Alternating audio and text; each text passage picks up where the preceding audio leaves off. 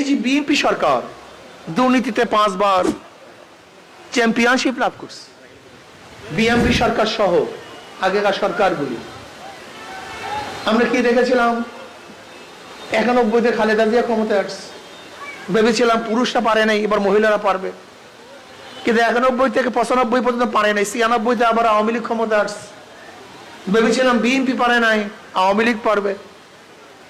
আবার 2001-এ ওই হারুয়া পার্টি বিএনপিকে আবার ক্ষমতা নিয়ে আসছি, ভেবেছিলাম শিক্ষা পেয়েছে এবার পারবে। কিন্তু 2001 থেকে 5 পর্যন্ত আবার অত্যাচার, অবিচার, জুলুম, নির্যাতন, আবার মানুষ আন্দোলন করেছে, সংগ্রাম করেছে।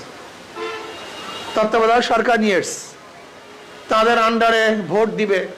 কিন্তু না, আবার 2.5 বছর মঈনুদ্দিন ফখরুদ্দিনের সরকার দেখলাম, ভেবেছিলাম এবার মানুষ শান্তি পাবে। এরপর প্রশাসনী নির্বাচনের মাধ্যমে শেখ হাসিনা 16টা বছর জুলুম করেছে, অত্যাচার করেছে, অবিচার করেছে। আবার মানুষ বৈষম্য বিরোধী আন্দোলনের জন্য ঝাঁপিয়ে পড়ছে। কেউ গোপনে ছিল, কেউ ওপেনে ছিল। যারা গোপনে ছিল তাদের জন্য একটা সুযোগ ছিল, যদি হারতো তাহলে বলতো আমরা নাই।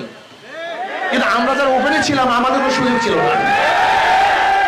কথাটা বুঝাতে পারিনি।